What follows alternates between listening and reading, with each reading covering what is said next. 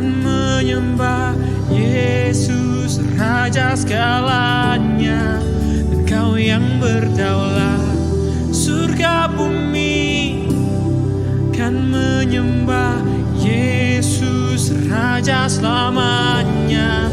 Engkau yang berkuasa surga bumi, kan menyembah Yesus Raja segalanya.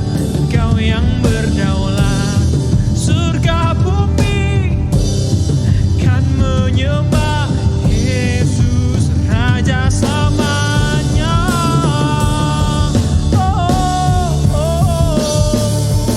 Selama ku hidup, apapun musimku, ku percaya kebesaran-Mu, kekuatanku di dalam-Mu. Ku serahkan hidupku, akui kuasa-Mu, ku serukan kebesaran-Mu. Masa depanku terjaga di tangan-Mu. Forever I will sing in Your presence. Forever I will trust in Your name. Your will be done. Say Your will be done. Your will be done. Oh, forever I will sing in Your presence. Forever I will trust in Your name. Your will be done. Say Your will be done. Your will be done. Oh, kami percaya, kami bersyukur ada Engkau Yesus Tuhan.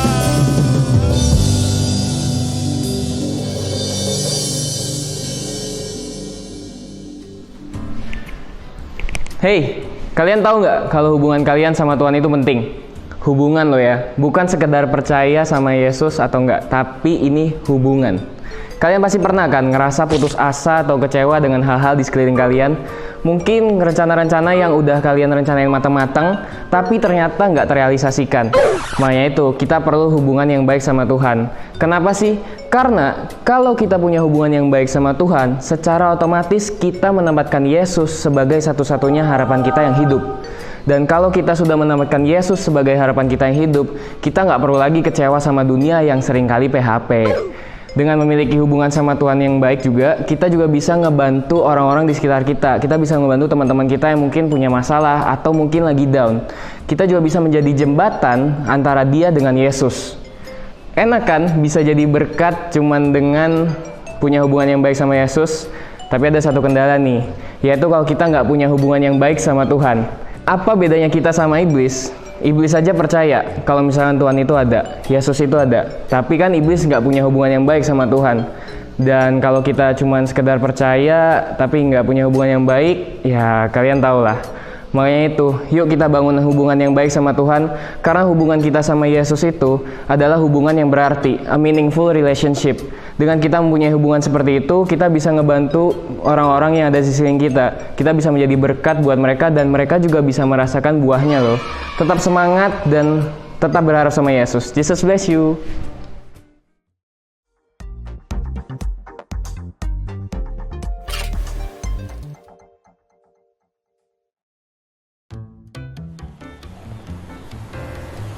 Hai Ko Billy. Halo, Halo, lagi ngapain Ko? lagi mainan kura.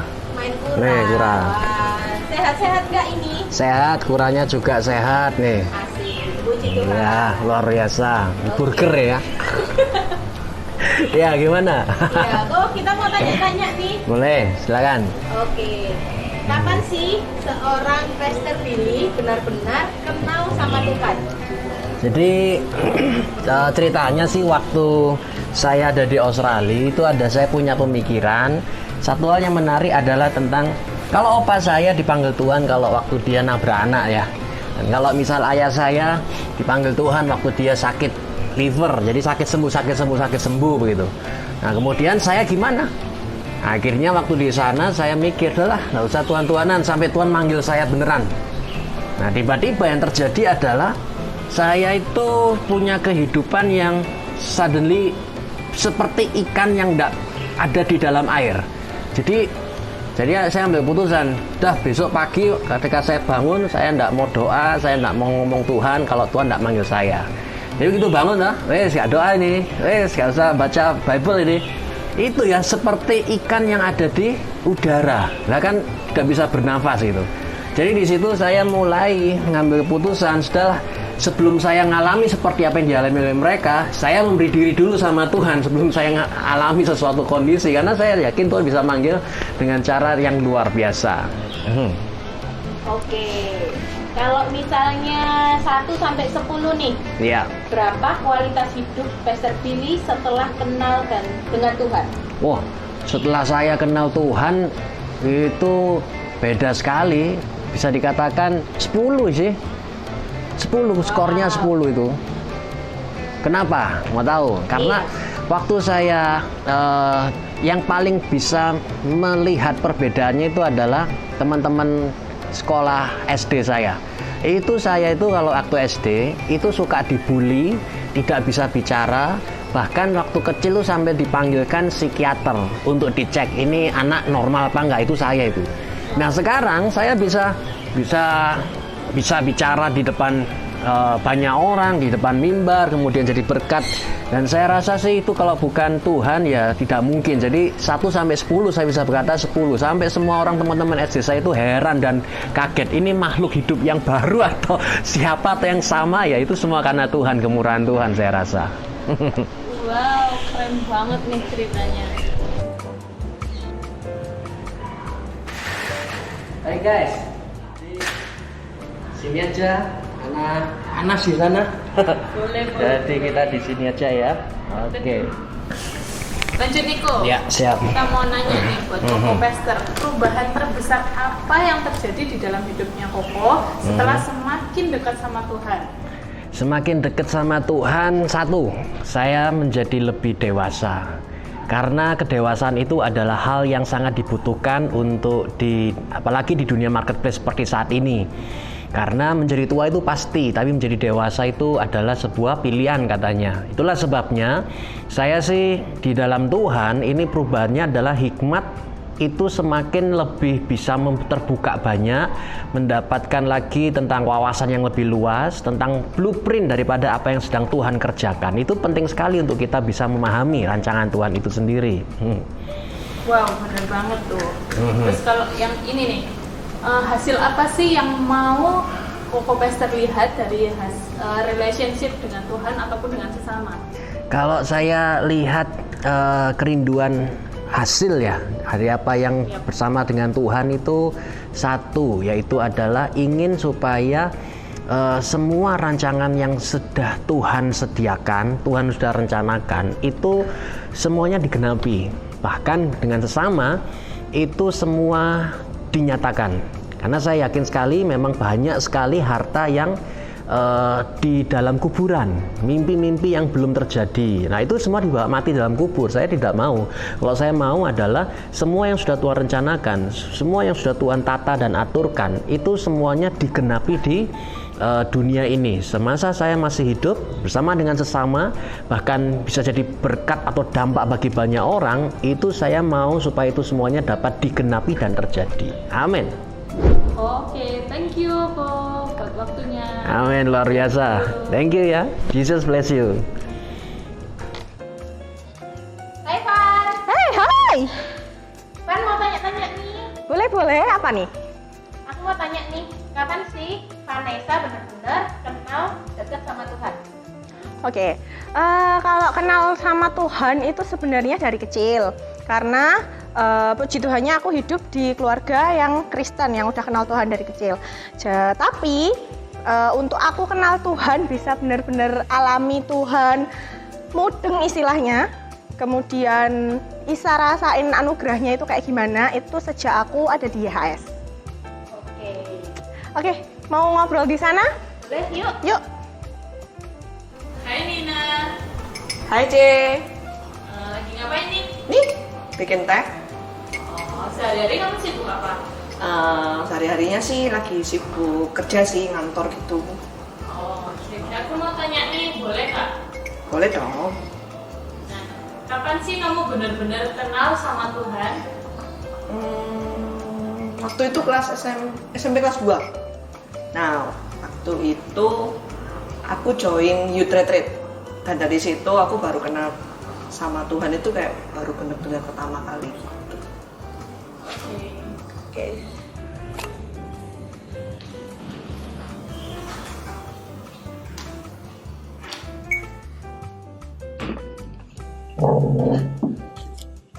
Janin, sini C. Sini. Ini mau tanya-tanya ini. Oh, Ya. boleh. Ya apa? Oke, mumpung ada Nina juga nih, tanya berdua ya sekalian ya, Nina sama Vanessa. Nah, menurut kalian dari angka 1 sampai 10, kualitas hubungan kalian sama Tuhan itu kira-kira berapa sih? Terus kenapa? Panas dulu. Siapa dulu? Aku deh. Ya, oke. Kalau aku 8, karena menurutku ya Tuhan punya impact yang besar sih dalam hidupku. Jadi kayak aku yang udah kerja gini, kan di kerjaan itu paling penting tuh kayak integritas, terus karakter yang baik sama kejujuran. Dan Tuhan itu masih proses aku di dalam area-area ini. Jadi Tuhan tuh punya impact yang besar. Oke, kalau dari aku sebenarnya secara teori karena sudah dibenarkan gitu ya sama Tuhan Yesus, harusnya kualitas hidup itu 10. Tapi karena kita masih hidup dengan daging, ya mungkin aku sama Cinina 8. Nah, selanjutnya nih, aku tanya, kalau menurut Vanessa sendiri, perubahan terbesar apa yang terjadi di dalam hidup kamu ketika kamu tuh sudah dekat sama Tuhan? Oke, kalau perubahan hidup terbesar dari sebenarnya dulu itu aku orang yang straight banget. Jadi kalau aku ketemu sama tipe orang yang nggak sejalan sama aku bisa geger, bisa istilahnya gampang aja orang itu tukaran, adu mulut, ya labrak-labrakan, ya kayak gitulah. Nah, tapi sejak kenal sama Tuhan, akhirnya aku lebih belajar. Ternyata tipe orang itu banyak. Dan kita itu diciptakan memang beda-beda, benar ya. Ada kepala, ada tangan, ada kaki, yang fungsinya itu beda-beda. Meskipun kita itu nggak sama karakternya, tapi kalau digabungin itu bisa jadi sesuatu yang lebih baik. Nah, jadi dari situ aku belajar, wow, ternyata dulu aku yang gampang marah itu nggak sama lagi sejak aku kenal sama Tuhan Yesus. Kalau aku sih karena dulu ya kayak aku lulus kerja, terus pekerjaan pertama, wajar lah ya kalau anak baru lulus kuliah masuk di tempat kerja itu kayak bawaannya itu takut salah gitu loh, takut salah, terus kayak takut nanya, udah takut salah, takut nanya mau bener dari mana ya kan gitu. Terus dari situ perubahan terbesar yang aku alami sampai sekarang ini adalah dimana Tuhan itu ajarin aku untuk ayo miliki hati untuk mau belajar. Jadi kita kalau ditegur itu gimana responnya. Termasuk kita juga harus mau belajar juga gitu loh. Ada kemauan dari kitanya. Kayak proaktif gitulah. Gitu sih. Dan dari situ aku belajar bahwa kesalahan yang kita buat, kegagalan yang kita buat itu kayak ya itu satu momen aja gitu loh, nggak untuk selama-lamanya. Justru dari situ kita belajar untuk jadi lebih baik. Wow, so perfect guys. Jadi ini aku tanya, kalau Nina dari sudut pandang dunia pekerjaan mungkin ya karir, hasil apa sih yang mau kamu lihat dari relationship kamu dengan Tuhan ataupun dengan sesama? Yang pengen kulihat ya, sebenarnya sih aku udah lihat satu di antara pergumulanku sama ini gitu ya. Kalau aku punya pergumulan sejak kecil yaitu untuk keluargaku sih, lebih ke keluarga, dimana akhirnya mamaku juga terima Tuhan Yesus gitu loh. Nah dari situ aku tetap percaya gitu loh, kalau satu orang diselamatkan pasti sisi keluarga diselamatkan juga. Dan aku masih berdoa untuk anggota keluargaku yang lainnya juga kayak gitu. Kalau Vanessa di dalam dunia studi kali ya masih? Ya kalau dari aku lebih punya gairah, lebih punya passion. Jadi kayak tubuh ini udah capek, misalnya sudah padat keseharian terus capek, tapi dalam hati itu kayak ada gairah yang ya ayo lakukno, dan itu bukan cuman sebatas kegiatan gereja aja, tapi itu lebih ke mungkin bisa dibilang juga kayak kemanusiaan gitu ya. Jadi meskipun aku capek, kalau ada orang yang minta tolong, sebisa mungkin aku akan tolong, meskipun kadang aku itu aduh capek loh, gak mau loh, tapi entah kenapa itu tetap aja tak lakoni, tetap tak lakukan kayak gitu.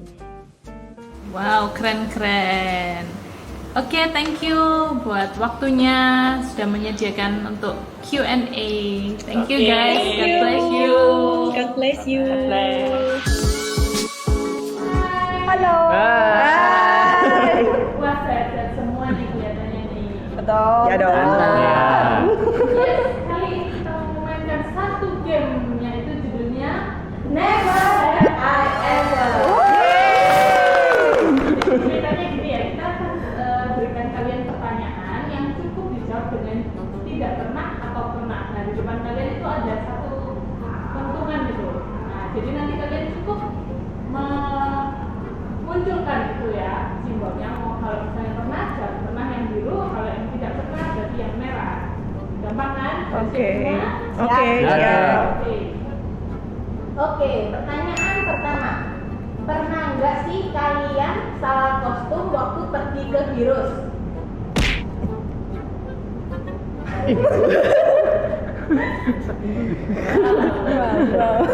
Wow.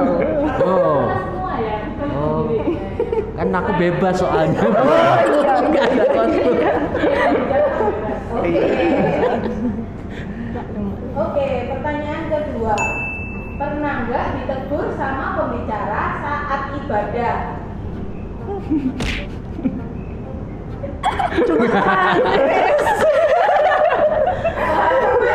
Bisa diceritain nggak, Pak? Salah ini kayaknya. Bisa diceritain? Ya pernah aja lah. Cukup tahu aja. Enggak, kan itu zaman modern, bener kan? Terus catat firmannya itu di HP gitu. Nah, kebetulan duduk di tengah dan di depan. Habis itu aman nih, selama firman aman. Sudah mau terakhir, aku semakin ngebut toh nyatetnya. Langsung ditegur. Oke. Pertanyaan selanjutnya. Pernah nggak lupa sama jadwal pelayanan?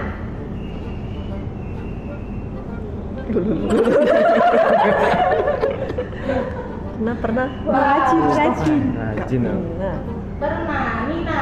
Wah, Nina bisa sharing nih. pernah kayaknya. Gak inget sih, tapi tahu-tahu waktu datang masuk, loh, kapan pelayanan gitu. Pelayanan terus salah kostum juga. Jadi baru inget pas buka pintu terus disambut sama teman-teman. Sepaket. Pertanyaan selanjutnya.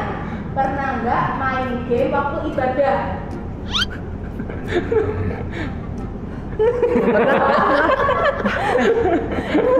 Candy Crush. Tahu nih, bisa tahu? Ceritain. Ya, jadi waktu itu pas main game itu ibadah. Gimana? Pas ibadah main game. Main game apa ya? Pokoknya game-game simpel gitu lah. Maksudnya nggak bersuara gitu kan, biar nggak ketahuan juga. Ngantuk ya kamu. Oke, berhubungan sama pertanyaan selanjutnya. Pernah nggak kalian merasa ngantuk sekali waktu ibadah? Oh, pernah semua ya? Pernah. Manusia. Oke, kok Billy? Coba sharing. Sampai tidur ya. Waktu di Australia bule kan nggak jelas ngomong bulenya gimana, akhirnya sudah tidur. Berarti biar firmannya masuk alam bawah sadar. Oke, lanjut nih pertanyaannya. Pernah nggak sih jengkel sama pembicara? Pernah.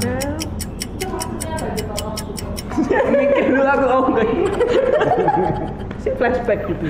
Flashback ya. Ada yang pernah coba kontes kenapa tuh? Iya tadi. Oh iya. Oke, selanjutnya pernah nggak pingin pelayanan yang anti mainstream gitu? Kalian kan rata-rata pelayanan semua, terus kayak tiba-tiba kepikir, aku ini nggak bisa nyanyi tapi pingin di atas panggung. Yang anti mainstream. Nah, Penasaran sama Pastor Billy ini? Apa sih pelayanan? Anti mainstream kan berarti kita masih belum tahu. Berarti kita harus melihat ke depannya apa yang terjadi. Oke, next nih, kita nggak mau yang berhubungan dengan gereja nih, yang masalah pribadi biar lebih hot. Pernah nggak kalian nggak mandi 1 hari? Mana? pernah semua ya. Iya. Bule anti mandi. Iya. Hemat air. Kalau Hemat satu hari air. mungkin jawabannya pernah semua. Coba ditambah. MC-nya pernah nggak MC-nya itu? Wah, intinya nanya itu. Maksimal 2 hari ya. Next. Pernah nggak bangun molor di atas jam 12 siang? Pekerja. Cewek. Tuhan memberkati pada saat tidur. Aku terberkati waktu itu. Ikut itu. Kalau yang terakhir nih, pernah nggak kalian kentut waktu ibadah? Ayo kan? Ayo kan? Enggak pernah. Lupa saya gini aja. Semen mana muka gue? Oke, kalian jujur semua ya, luar biasa. Yeay.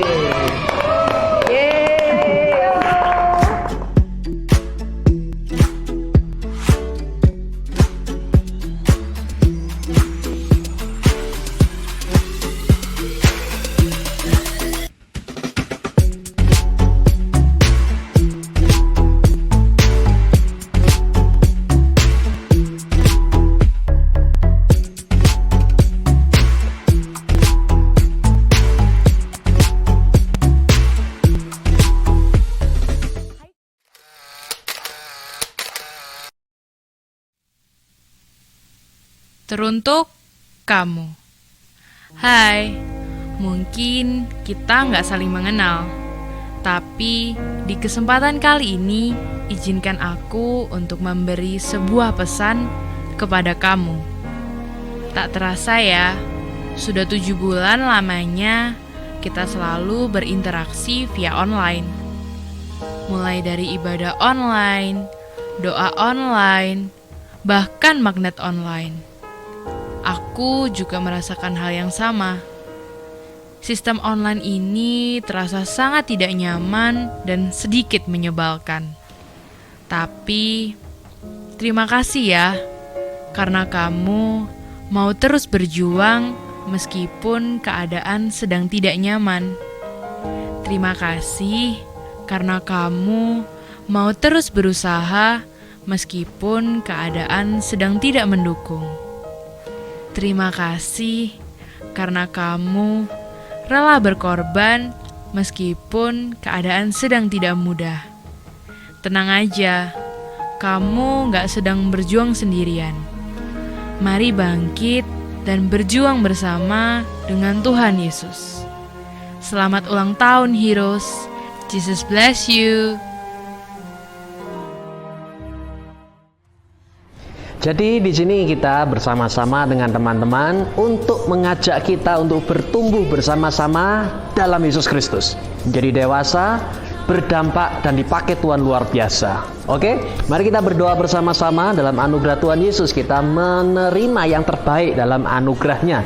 Tuhan Yesus, kami datang kepadamu dengan hati yang percaya dan terbuka. Dan kami melihat bahwa ada rancangan Tuhan yang besar, ada destiny Tuhan yang dahsyat yang kami pasti akan dapatkan. Oke, di dalam nama Yeshua HaMashiach, dalam nama Yesus Kristus, semua yang percaya kita menerima berkat, sama-sama katakan